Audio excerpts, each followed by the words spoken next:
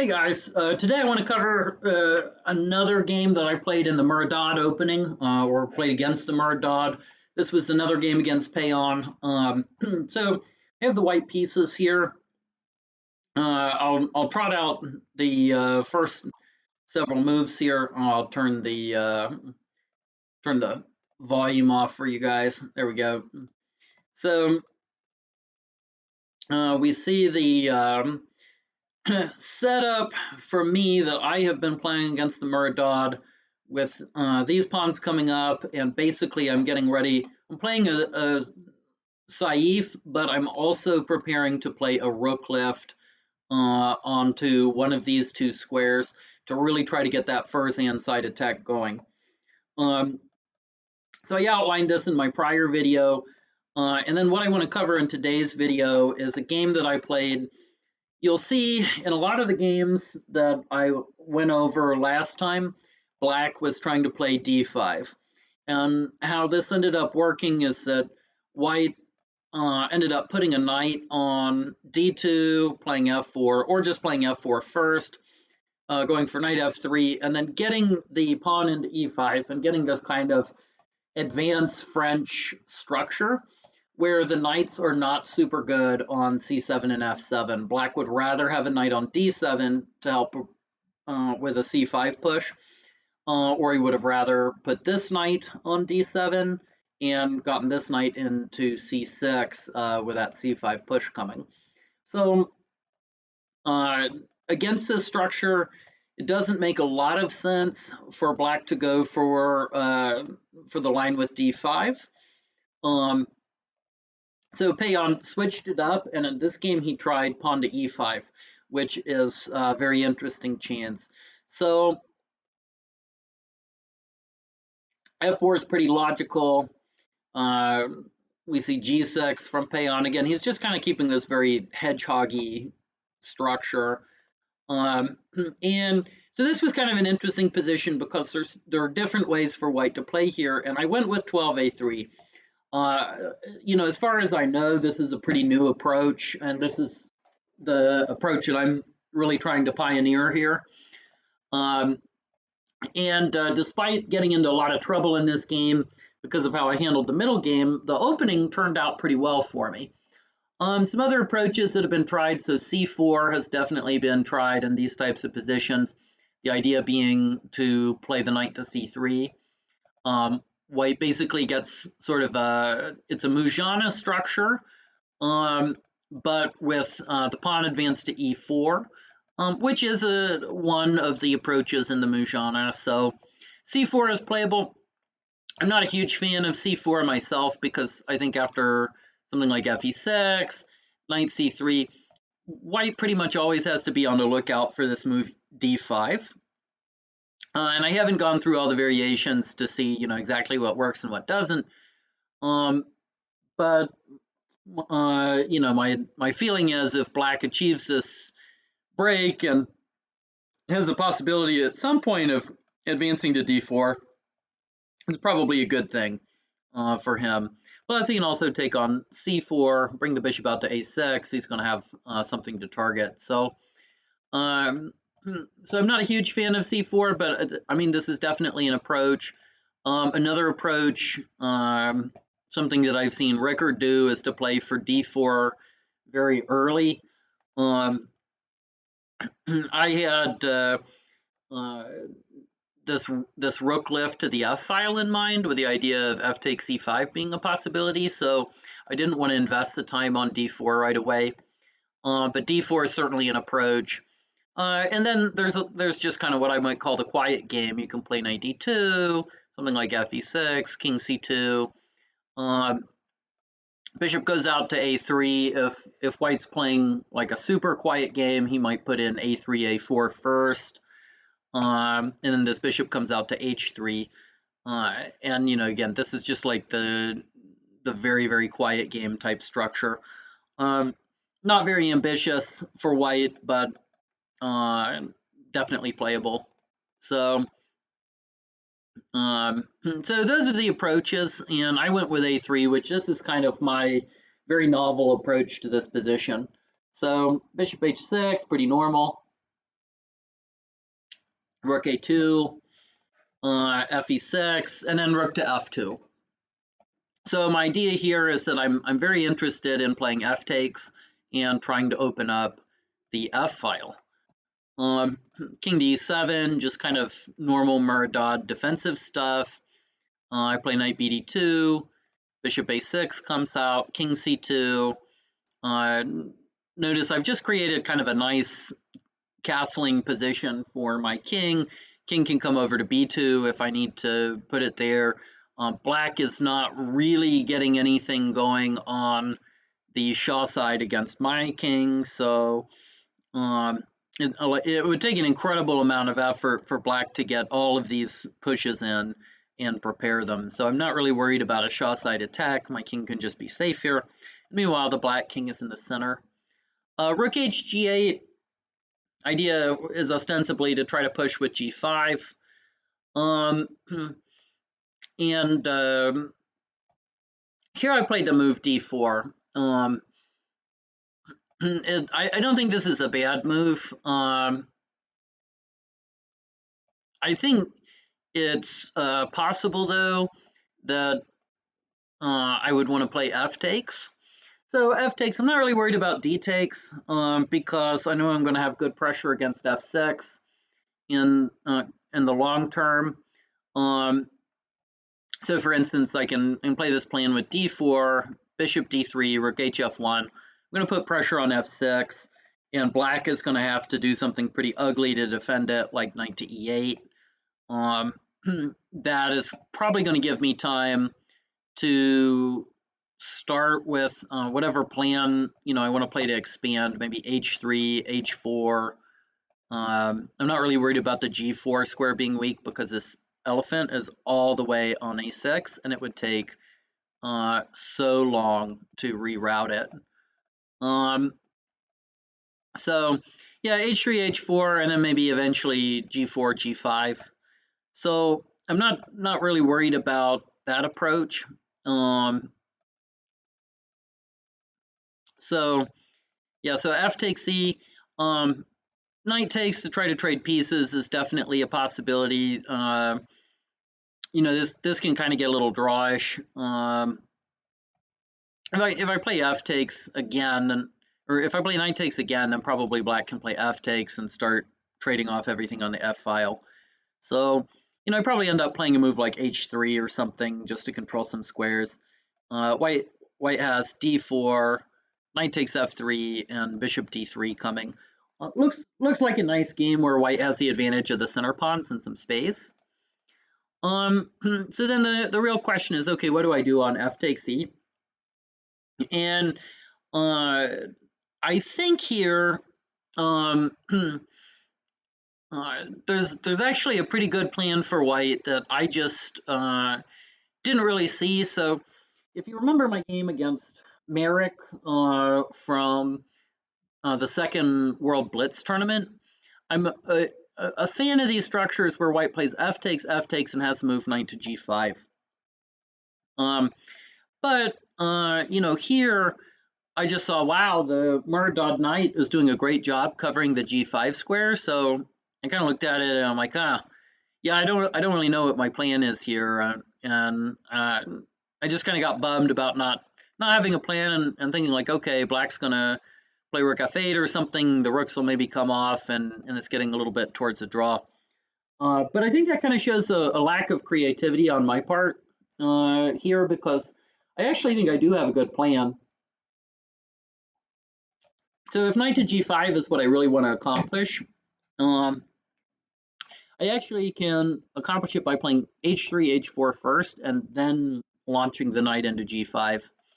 So I can just play like h3. Maybe black plays, rook to f8. Now I play h4. It's kind of like, okay, what exactly does black play?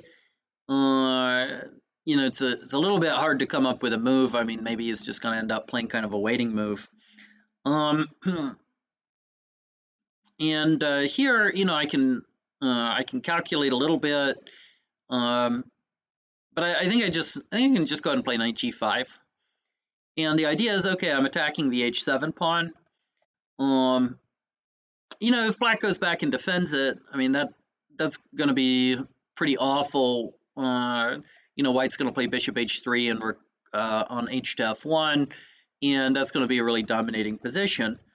But if black plays takes, now I play h takes, we throw in takes, takes, you know, rook f8, just bishop e3, and black is stuck with this horrible problem along the h file. So white's going to end up just winning material here, and this is very uncomfortable. I mean, I think the best black can do is probably play like rook f7, and then after takes, you know, okay, now black's just down an elephant. I mean, maybe some drawing chances, but just down an elephant. So I actually think after f takes, I think this move h3 is very challenging for black to meet.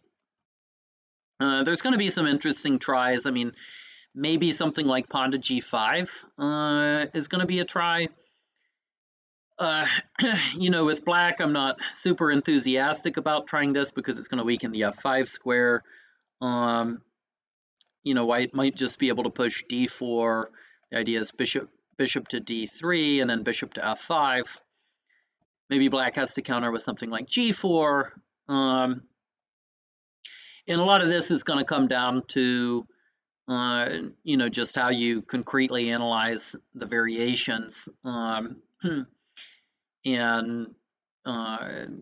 you know, so it's maybe a little bit more technical than I want to get into in this video right now, but okay, so you know, maybe knight to h4, g takes, rook takes to hold g3, rook over, you know, bishop up, knight g5,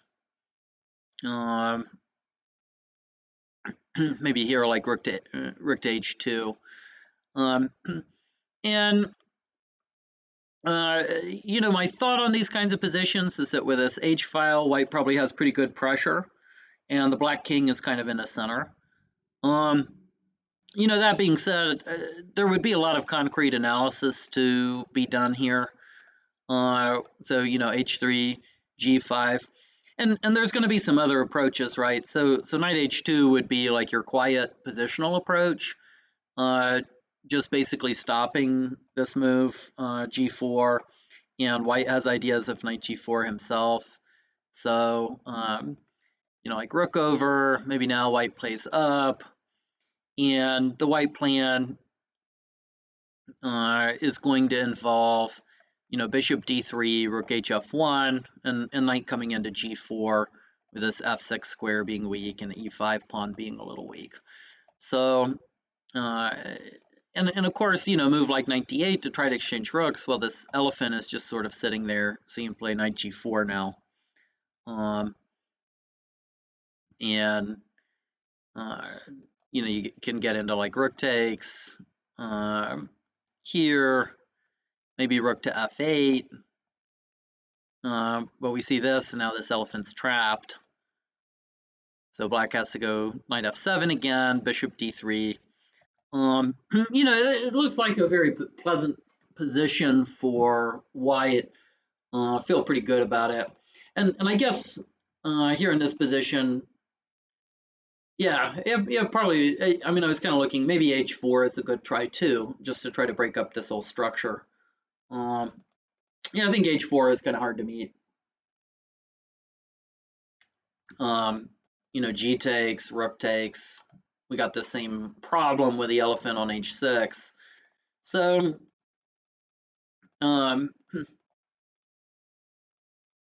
so going back, I think you know, basically my conclusion is in this position, white has a little bit of an advantage just based on the fact that the white development is more harmonious, and the white king is safer.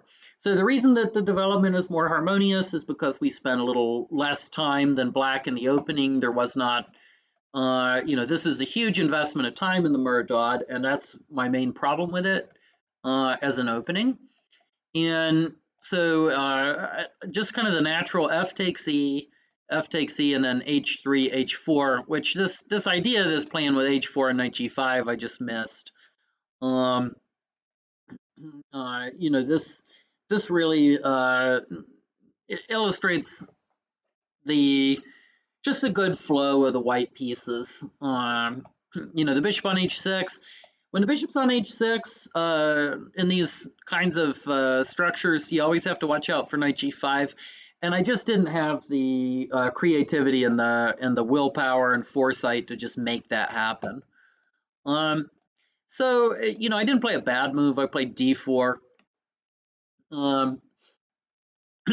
And black played rook on a to d8.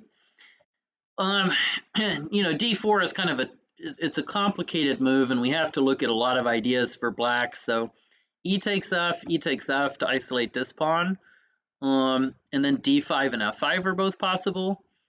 So f5,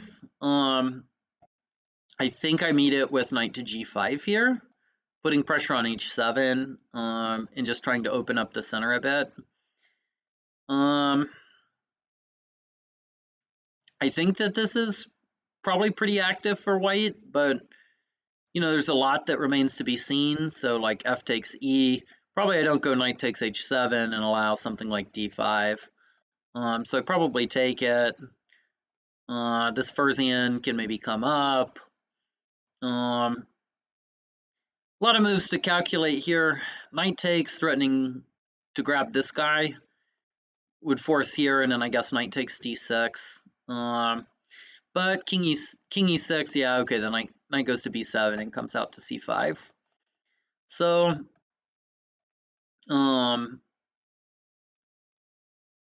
yeah, so I think this position gives white pretty good chances. Just very active play, and you know, the knights are very active. I mean, black could eventually sink a good Furzian onto e4, but he's got to take care of some of the problems in his position first, and not clear to me that he can do that, you know, in an easy way. So yeah, knight g5, you know, and if knight takes, bishop back. I think there's some weakness on this pawn, so maybe white can just play like bishop d3, force f takes, knight takes, and now the knight comes into f6, and that looks pretty good. So, you know, I think that there's some really good play for white after the move f5. So okay, so d4. So we're looking at e takes, f5, knight g5 looks good. The move pawn to d5 is also possible. It doesn't give away the g5 square, so no knight g5. The idea is e5, going to meet it with the bishop coming into, or sorry, the Furzian coming into f5 and coming into e4. And this gets pretty interesting. We don't really want to allow this, so we end up playing takes, king takes, knight e5. And this looks pretty unclear to me. Looks like white has good pressure on the e5 square, but the e4 square is also weak. So, you know, maybe just fe4 here, maybe knight d6. Black definitely has some counterplay. So I would, you know, the white position is active though. And something like bishop h3, fe4, f5 is always in the air as an idea. So I would tend to think that this is pretty unclear. And then d5, I don't have to push e5. I can also just play like bishop d3. Although that allows this, but knight c5 would be met by b6, so that's a problem for white. But knight to g3 is a possibility with f5 coming. So this also looks pretty unclear to me. F5 to try to anchor on e4 isn't possible because bishop takes. So yeah, so there's a lot of like really interesting lines here, and there's a lot of just rich ideas. So black didn't go in for the line with e takes f4. You can also play e takes d, the idea of c takes d4, d5. So similar to last time. And then, e5, idea of bringing the Furzan in. I was actually thinking here it might be wise for white to play something like knight takes d4 and just play for activity. White seems to have a pretty active game here. Bishop d3, the f5 move is maybe coming, rook e1. And so I was planning to play this way in the game. I like it for white, and I don't think white has any real weaknesses, and just as kind of a nice space advantage. So, and of course f takes is also possible. So d4, black decides not to resolve the tension in the center because all of those lines seem to generate a lot of activity for me, and that's why he plays rook d8. So I just played bishop d3, which seems really natural, and again, for kind of similar reasons, like e takes d, knight takes, seems to be a good line for white. E takes, f5. There's still like the knight g5 move. So for all these reasons, black continues to not resolve the issue in the center, and instead he plays b6. So the idea of b6 is to try to play c5 at some point and to just add another guy. Because if black can add another guy to put pressure on the center, he's going to try to force me to resolve that tension. And also he'll allow, if I don't, then c takes, and then my king gets a little bit open, so he can swing the rook back over to c8. So I think b6 is a pretty good try. Yeah, so I play f5 here. So this is just another really key moment in the game, because I really missed some chances. So I've done a lot to improve my position. And my assessment of the position in the game was that if I play f takes, I was just worried about f takes, and since I don't have my knight g5 plan, I was just worried that I wasn't going to make any progress here.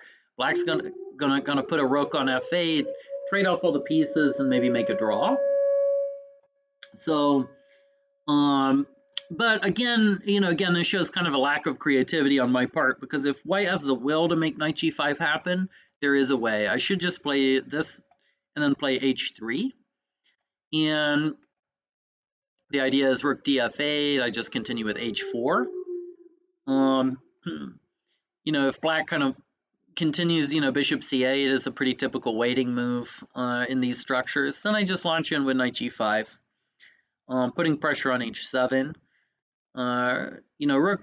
Rook over, just I'm probably play rook here. That looks pretty dominating for white.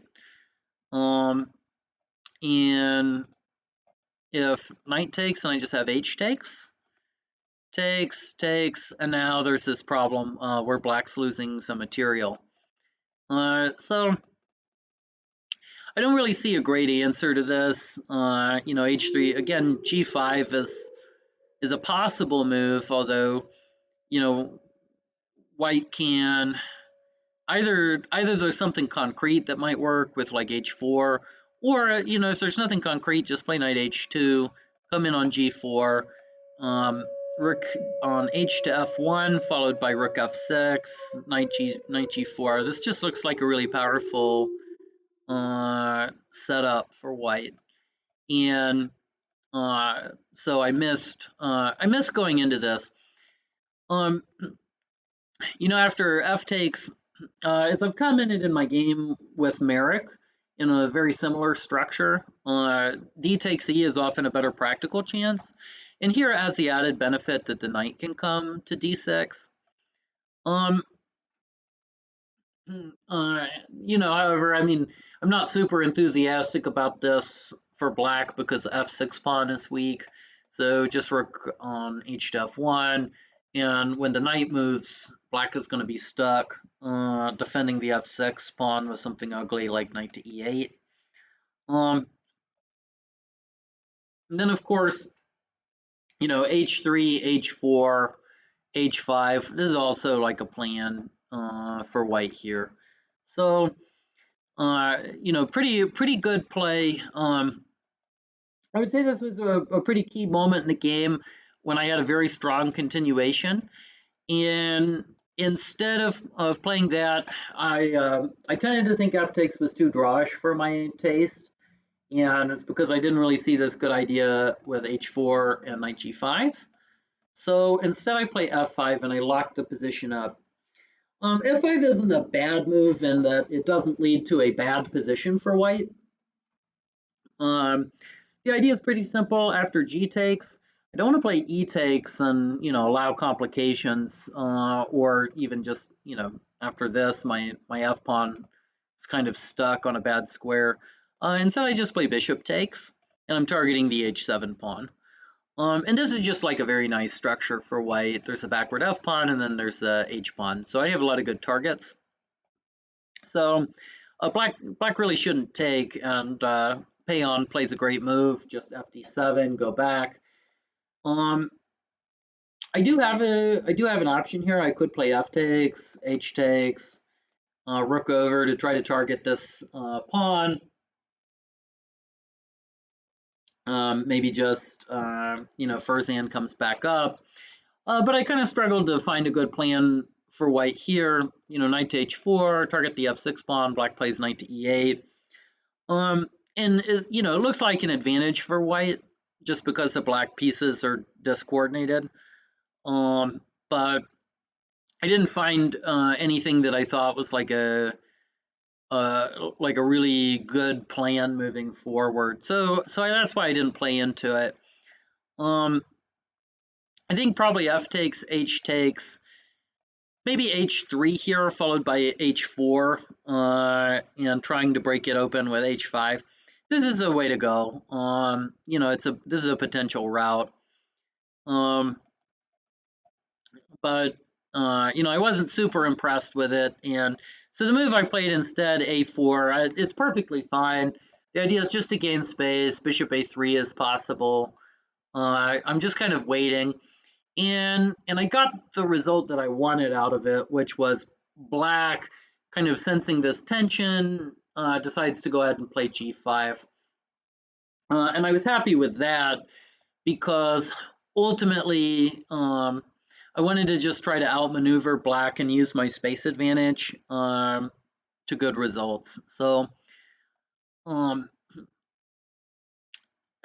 I started, you know, I'm thinking, okay, black's probably going to play d5. I want to get my pieces in an ideal position for that. So I play rook to e1, just line it up with a king. That's fine. If I had to do this again, I might try for the plan with h3, h4 right away. Because I think that really is where white's chances lie in this structure. I've already improved these pawns as much as I can. This pawn is already improved. These pawns are improved. a5 is going to be hard for me to accomplish with this elephant still here on c1. I'm not really getting my rooks over there. So I basically improved all the pawns to their maximum extent, except this h pawn. So h3 would have been a much more direct way to play. But the move I played wasn't bad. Rook e1, I'm just putting pressure here. Black plays g4, knight to h4, and then black plays knight to g5. So black's trying to gain space. But I have a pretty good set of maneuvers here. So the knight on g5 is black's most active piece. I want to get this elephant up to kick it. So I just play rook fe2. You know, fc8. Okay, this is, you know, the black's just kind of tucking his pieces away. I'm going back, and then I kick the knight. So knight f7. Okay. Here though, I think I started to lose the thread of the position a bit. I played knight g2, which is slow. The idea of knight g2 is basically I'm trying to clear out the h file because I'm going to play next rook h1 and h3. And then when I crack open the h file, the h pawn will be very weak, but my pawn on g3 will be very safe because it's defended by this Furzan. And in theory, you know, it's a good idea, but I actually can just play the very direct h3 immediately, because after g takes, then I just play rook h1.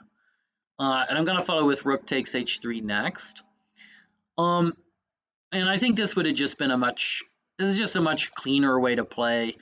Black now really has to fight hard to get counterplay. And what I like about this is when I do move the knight away from the H file in order to get my pressure, I can move it to the F3 square. And from the F3 square, it controls the center, and it also keeps an eye on G5 so that you know, knight G5 just becomes even less possible. And from F3 also, if I need to crack the game further with G4, G5, kind of helps with that thrust. So, you know, H3 would have just been a much cleaner way to play. And I think after H3, White does have a pretty nice advantage. But, and I'm really just using that space advantage to the full extent that I can here. But instead, you know, all right, I played knight g2 first, which is a little bit clunky. And black went ahead and broke in the center with d5. And I played a fine move here. I'm like, okay, well, you know, I want to get this, I'm going to get this pressure against the king, so I play bishop c1, which is fine. You know, no real problem with that. I don't want to be the one to resolve the tension in the center, because, you know, if I play d takes, then I'm just allowing this knight to come in. So, and, you know, same here, I'm just allowing activity. Or, you know, c takes is also probably fine. So I don't want to make any concessions, and I just keep the center. And I also have the idea now this knight can come into e3, where it puts pressure on g4 and on d5. So I like to move bishop c1. And black makes a good practical decision here, I think, and, you know, tries to crack the center more. Now we see the point of him having played b6. But here I really go off the rails. You know, I guess I was using too much time. I want to see how much time I spent. So I have 3:13 now. Yeah, I spent like about 30 seconds, and I just went for d takes. I was kind of sensing like, okay, if, you know, if I make a nothing move like king to b2, you know, either c4 with the idea of like here, you know, knight takes, bishop c4. This kind of stuff isn't pleasant for me. And then, you know, also black can even just play c takes, and this rook can at some point come to c8. You know, it's you can feel me start to lose the grip on the game if I just play a waiting move. But the problem with d takes is, you know, like we've already talked about, black just plays knight takes e5, gets an active piece. So yeah, you can kind of feel me cracking. Well, what do I have to do here? Well, I have to calculate all of the takes, right? Whenever you have 3 pawns versus 2 pawns in the center, usually the side with 2 pawns has to do something to capture because of these pressure points like c takes and c4 that I've just talked about. And you have to calculate all of the takes and all of the lines. And I didn't do that here. Instead, I played d takes. Or no, instead I just played d takes e. And literally, I think my only thought process was, well, if I'm going to have to capture a pawn, I might as well capture a center pawn, and I might as well get an open e file. And that was really the extent of my thought process. But I should have saved a little more time for this position, because you need like a really rich thought process when you see these center pawns come up. And you have to look at all the lines. So d takes c was the right move. After d takes, b takes, then I can actually play e takes, knight takes d5, and then I have knight e4. so I'm targeting the c5 square. So it's just I get a very, very nice outpost for this knight. It's just a really great square. C4 is of course possible, and I want to be careful because I don't really want to allow this attacking my rook. But okay, all right. I play bishop b5 here. No worries. Something like c takes b, king takes. Black can play rook over to try to keep getting some pressure there on the c4 square. But actually, I have a very, very nice plan here. And this is like the critical point, right? Because it looks like Black's just going to be able to play bishop c4 and be better. So, it looks like there's a really good position for Black. But here's where this knight on e4 comes in handy. And the fact that the king is in the center, this is like where that difference comes out. So I can actually just play either bishop e3 or bishop a3 here. I don't really know which one's better. Maybe bishop to a3 is better. Bishop to a3, I guess, with the idea that I'm going to leave e3 for a different piece to come into the game. And here, bishop c4 looks very, very tempting, right? But the problem is just bishop c5 check. And then after the king moves back, king takes. So next move, if Black just plays any old move, White is either going to play bishop to c5, just kind of creating a nice dominant position with these elephants, or he can jump knight to c5 and kind of start hitting pieces. So, and you see here like moves like rook to c4. That looks aggressive. But I'm thinking that it probably doesn't work super well. Knight to c5 is going to run into rook takes, and so that's going to be a problem. But just looking at this, knight to e3 is probably fine. The idea is if rook takes and we have knight takes with check, and we grab on e4. So knight to e3 probably takes, and just maybe rook takes. And White has eliminated the problem on c3 and can just come in knight c5 next move, and the rook is kind of in a very awkward spot. So, this looks good for White. Is it like winning or anything? No. But this is like the last chance for me to maintain my advantage. After this, my whole space advantage completely evaporates, and we're just like left with Black having a lot of activity. So d takes e5, yeah, I'm just missing the chance to create this good outpost with d takes, and knight e4. So my thought process just wasn't very rich here when it really needed to be. So takes, bishop b1, and this would be a fine move if Black had to take here and allow knight takes e4, because c5 I was going to come out and target it. But is this bishop e1 is a really incredible oversight by me, because I just completely missed the move d4. And after Black plays d4, then the pawn comes to d3 with check. And at this point, my position is like really, really close to lost. So I went from being like very, very good, maybe, I had a nice advantage out of the opening, to just after d4, I'm like almost completely lost. So I just missed this push. So I think obviously I have to take it so that I don't allow the push. And then, all right, so knight takes would be the natural move. And here it's actually possible for White to come up with some interesting plans. In terms of like how can we accomplish anything with White here when Black is so active? Well, I think the trick is white has to be pretty fearless in trying to get the move h3 in and opening the h file.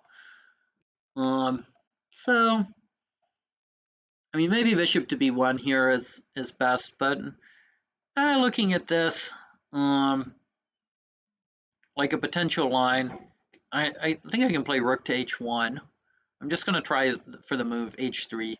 So black wants to get his activity, right? So he's going to play king to f7. And here I think I just play h3. And you say, oh, whoa, wait a minute. What about knight takes d3? You know, isn't this crushing? Because king takes, knight f4 check. Just pick this up. And you know, my answer to knight takes d3 is, well, it's just an elephant. Elephants die anyway. Elephants die all the time. Just play h takes g4. If I play h takes g4, just gonna target these. You know, black. Okay, if black like goes back to save the knight, I'm just gonna grab this. And white has pretty good counterplay here, even though black has these nice knights in the center. You know, I play against the h7 pawn. Knight e4 is going to hit this f6 pawn. Knight f4 is maybe coming. So this looks like a pretty decent position for white. So yeah, knight takes rook h1. This is probably the way that the game would have gone. But instead of e takes d, which was my last chance to really hold the game together, I play bishop to b1.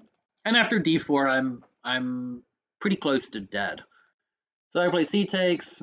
Rook takes. Rook takes was surprisingly good. I mean, c takes is also a good move. Just continuing pawn to d3. I don't really know what I do here. I probably play like bishop d3 to try to block it, and then rook c8. And I'm in a lot of trouble. Yeah, so this looked, you know, this looks really bad for me.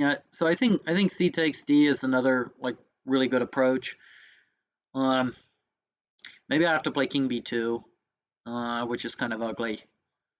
Yeah, you know, and here I guess black just switches the rooks up, has just a big space advantage, and you know, I'm getting nowhere with any of my play. So that looks pleasant, but rook takes surprised me, and it was actually pretty strong. Black's just going to double, and I don't have a lot that I can do about it. And I play fe3, and I'm like, oh, well, you know, now I'm going to get control of the center. Rook d6, and you know, my position's pretty desperate here because black is doubling, and then he's going to play c4 or something. So I have to take pretty decisive action. You know, I want to try to get the center back. So I play this Furzian sacrifice, ff4. I think it's a good move because, you know, h takes. Now, you know, maybe I play knight takes f4 and I try to get this knight back into the game, try to get it controlling squares.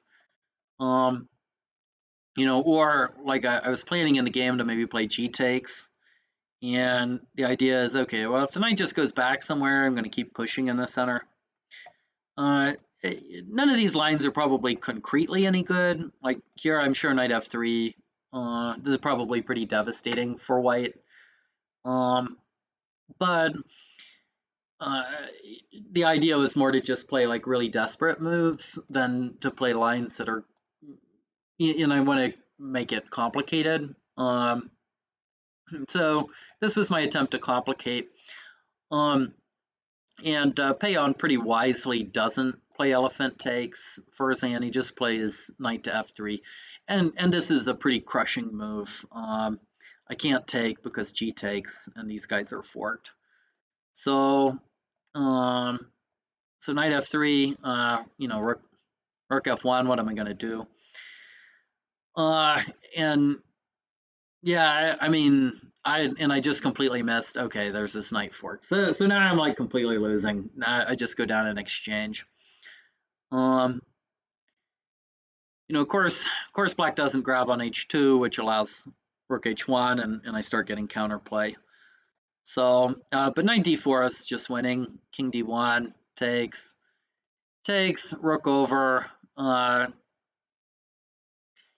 it's possible here that the right approach for black was now to be very materialistic and grab this. So like now G takes here and Rook D1. And now here black has a pretty overwhelming material advantage. He's up in exchange and he has a first hand for an elephant. So this maybe something like Rook D4 here, follow it with B5 or C4. That looks like a pretty clear route to victory. But I think I was a little bit lucky in that after this rook swung over, now I got to save the first hand and try to hold. So here I'm literally, I'm just down in exchange. So there's a little bit of play left in the game for me. FC6, not really like a decisive move.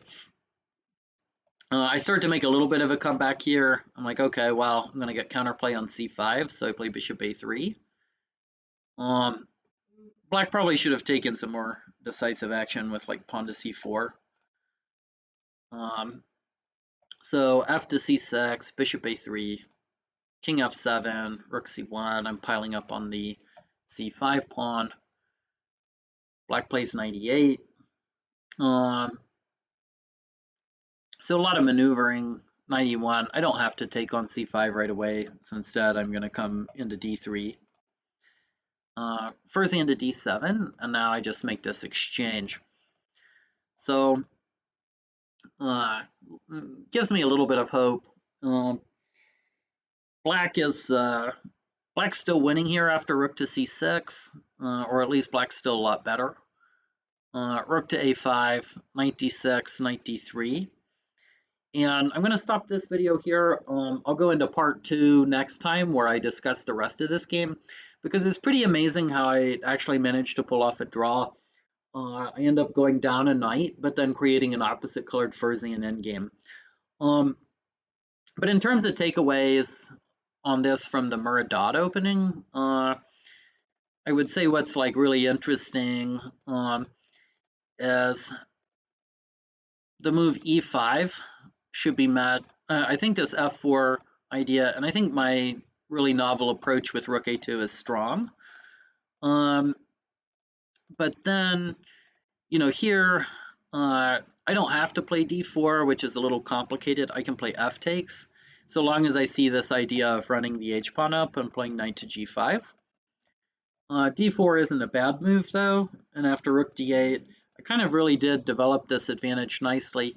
But F5, probably not a decision I'd make again. F takes just looks really clear, and then after F takes, I play here and H4 and knight G5. But if I do want to play pawn to F5 to gain space, which isn't bad, then probably like the right approach for me was, here. So I did some maneuvering, and I still have a pretty good game here. Instead of knight G2, I should play H3 right away, try to crack open the H file, and bring the knight back to F3. So that was a mistake on my part. And then here the like big mistake was just not really spending the time to calculate and not really saving the time on the clock to be able to calculate here. And so D takes was just kind of a bad move, and I should play takes, takes, E takes here. Get the knight outpost, and then meet C4 with bishop B5, bishop A3, bishop C5. So certainly I think I came out ahead in the opening. I think my approach against the Muraddad worked well, but I did just then continue to bomb this game up until in part 2 I'll come back and show you guys how I did make a comeback and manage to salvage a draw. Okay, thank you.